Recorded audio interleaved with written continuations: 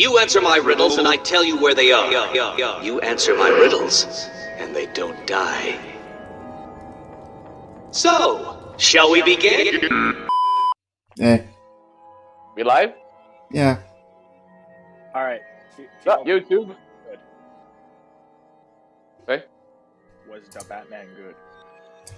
I liked it. I would definitely say it's a good film, but mostly my issues. And by the way, this is spoilers right now. I mostly got most of my thoughts. No. This is the TLDR. Did you like the movie?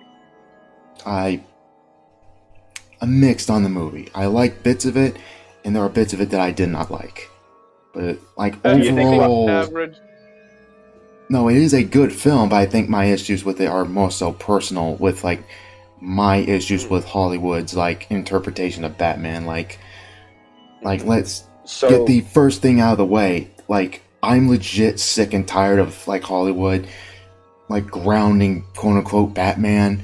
That is so unnecessary, especially after it just ages worse, especially after Batman vs Superman, where Batman in that was 40 or some odd years older. He already had Robin. The universe was already established. That he clearly everybody asks, where is Batman? But nobody asks, why is Batman? Lol. But lol. He's been doing it for a good while. Well, beforehand we already had Nolan do that. Mm-hmm. So we now gone back to that, and oddly enough, kind of as much as I like Reeves' direction, it's weird seeing him make Batman even groundeder, if that makes sense. He's not driving a tumbler in this. Alright, he's not using the amount of gadgets and resources that he had even in Nolan's films.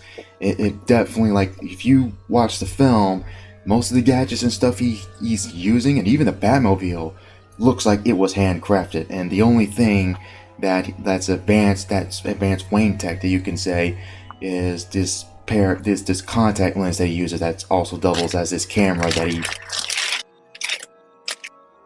Mute your mic if you're gonna eat chips, dude. Oh shit, that wasn't chips, sorry. I was actually just moving something. Sorry, okay, alright. Because that legit sounded like a crunch there. But I'm sorry. Other than this contact lens that Bruce has, most of the stuff, if not all the stuff that he has at his resource in the film are handcrafted, not specialized or unused Wayne tech or prototype tech. Basically highly developed. What? Mm-hmm. Yeah, it's basically just not. It's not the high end of tech permitted by a rich ass guy. It's just things they made in their spare time. Basically, yes. Secrecy. Yeah. So basically like the hacksmith. Kind of like that, yeah.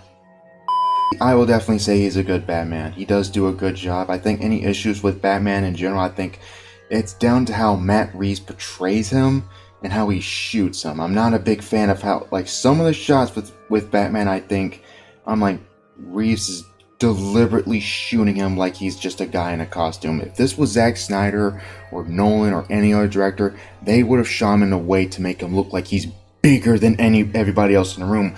But the problem is that the camera... It's the cinematographer in me, because I've taken camera courses, and I know how these things work. I know film tricks. Mm-hmm. So the camera is shot he's shot in a specific way. He's at level height with everybody else. Batman should not be at level height. Arguably, he should be taller than everybody else, or at least make it look like he's taller than everybody else. He's supposed to be larger than life. He's supposed to be a force of nature, which they do a really good job at the beginning, by the way. But it's just sometimes when he's in a room full of people, I just don't like how that looks. Yeah. Also, Robert Pattinson's actually pretty tall in real life, so this should have been kind of a slam dunk. It's weird. Yeah. And also, there's not a lot of Bruce Wayne. Sorry to interrupt, but there's not a lot of Bruce Wayne. This is a very Batman-centric film, and it's quite clear that this is Batman Year 2, so this is a time in Bruce's life where he's Batman 100%. He doesn't have the two masks. He only has the I'm one fine with mask. All right, he doesn't That's have the fine. Batman mask and the Bruce Wayne mask, where he's the playboy billionaire, like snorting cocaine from hookers' asses and stuff like that. He's Batman 100%. So you only see Bruce Wayne only like 2-3 times in the film, and maybe even a couple And more with the Batcave. Yeah. I'm completely fine with that. I just wanted to make sure that Robert Pattinson's weird tweets prior to the release of this movie were not an indication that it was bad. I think he's just trolling everybody. The whole and listen to point. Okay, he was trolling. Okay, he was good. definitely trolling. But anyway, Gotham looks insanely good. This interpretation of Gotham is definitely the best one we've had yet. Like, is it well lit? What? Is it well lit? At night, like, yeah, it's like if any of you was concerned about how the movie looked, because it is a very bleak film. It's like it's very drab, but you can see what's going on. It's not Solo or any other film where it's like poorly lit and stuff like that. I heard people were like comparing it to like Fan Force. They could be like, "Oh man, no one turns on a light in Gotham." I guess I'm like, it's majority of scenes at Gotham is basically at night, though. yeah, Like there aren't that many times during the day. So, like they do a good job, and they also like, especially at the beginning of the film, where Batman, or Bruce Wayne rather, has that little narration at the beginning, very very noir type, very noir like. And him talking about like Gotham and how like chaotic the city is, and how he just blends into the chaos and such. And then the light goes on, and his theme plays. The soundtrack's insanely well done, and you see all these like low-level thugs and low-level like criminals. Like just the moment they see it, they stop what they're doing, and they just look at like the blackened like corners, and they think Batman's there, but he doesn't pop up. And like, I was like, yes, that's Batman. That is perfect. You got that. Like there are aspects of this movie that nail the characters. So that's one thing I'll definitely say. Like, if any of you play like Arkham Origins, is literally that speech. I played all the Arkham games. That he tells to Alfred, and I'm paraphrasing, when the thief or the mugger second guesses himself, that is fear. That is what I am. That's literally him in this movie. Holy shit, that's good. God damn. Maybe I am. When the mugger or the thief stops to think twice, that is fear. That is what I am. That is why they hired assassins, because I am the reason the criminals breathe easier when the sun rises. So no, Alfred, I am not in over my head. Do you think there's enough in this movie to like rank the previous iterations of Batman, including him, or do we need to see more? I'm a little mixed on that, honestly, because this is like, again, remember, this is like year 2. This is early on Batman we're seeing again. So I'm mixed on that. I mean, like, Robert Pattinson better than Ben Affleck or worse? That's kind of weird. Oh man, don't kill me, but I will say I like. Excuse me. I do like Ben Affleck's more, because I do believe he really gets Bruce Wayne, because he actually read the comics, and you can tell he's actually a comic book dude. He understands Batman. It's just the movies he's in that's the problem. It's like sorry, I'll let you finish. I unironically want to see his version of the movie, because originally, those of you who don't know, the Batman was originally going to be a DCEU film that Ben Affleck was going to direct and star in, and it was originally going to be him fighting Deathstroke. Which, if you watch the Snyder Cut, that was a teaser. There was a teaser for that originally.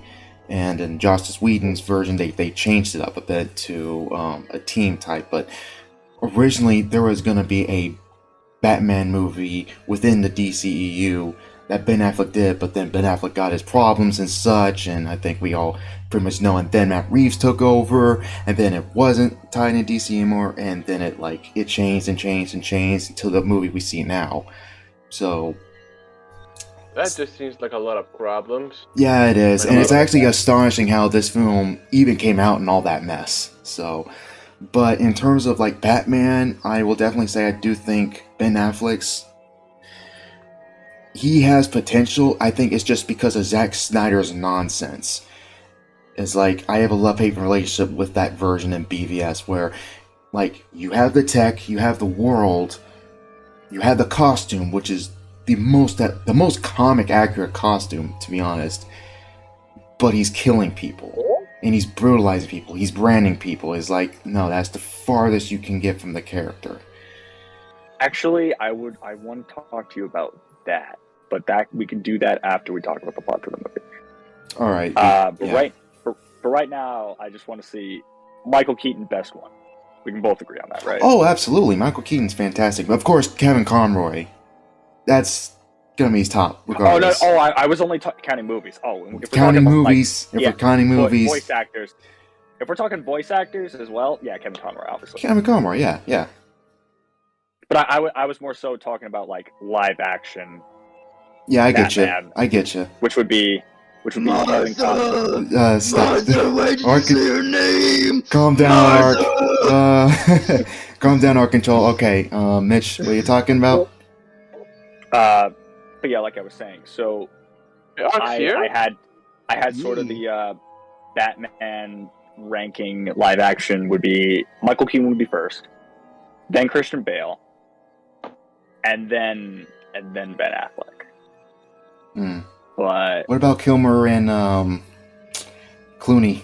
Or are those just the back of the line? Clooney's on the bottom. Clooney's on the bottom? Clooney. Yeah. Clooney doesn't exist. Yeah. I've never even heard of that Clooney, so Clooney doesn't exist. Batman and Robin and Batman Forever. Those are the two. Val Kilmer played Batman Forever, and George Clooney Those played the Batman. Movies? Yeah, those Joel Schumacher movies. Yeah. And Val Kilmer is slightly above Clooney.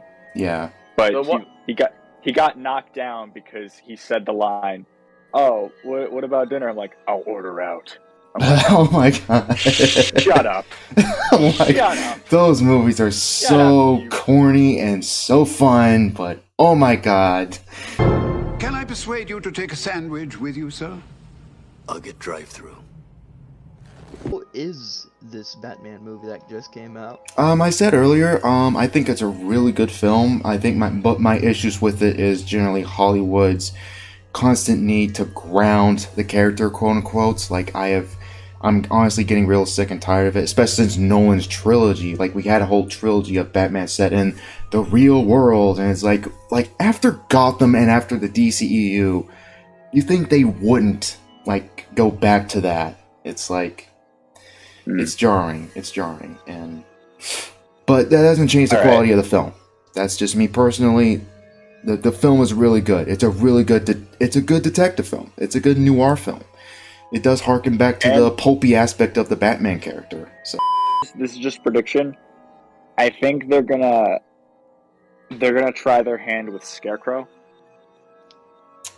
That would be... I don't know about that because Scarecrow hasn't been teased at all. I think the biggest contenders would either be for its sequel, if it was going to happen, is either Hush, Joker, and Riddler teaming up, or maybe even Bane. And that's a big maybe because you do see what possibly might be Venom that Batman uses. So it'll have all of them. Ugh, that's a bit much. Yeah, there's not Bane. I mean, just like Joker, Riddler, and a bit of Hush. Like maybe Hush would be like the first kind of half of or act of the movie. Oh no, Hush needs to be his own film, dude. You cannot do that to Hush. Thomas Elliott's like way too much of a threat. What? I mean, like I just think Scarecrow would actually be a good fit for this Batman universe again. Like, perhaps. I know his whole thing is like, oh yeah, scare gas, but like, bro, Gotham is a shithole. He could be just a fucking drug dealer. Maybe. He's like he could just be the guy that was at that Juice World concert. Yeah. Injected. Oh no, it was the Travis Scott concert. Oh. He just has the fucking syringes on his hand, going around injecting people with shit.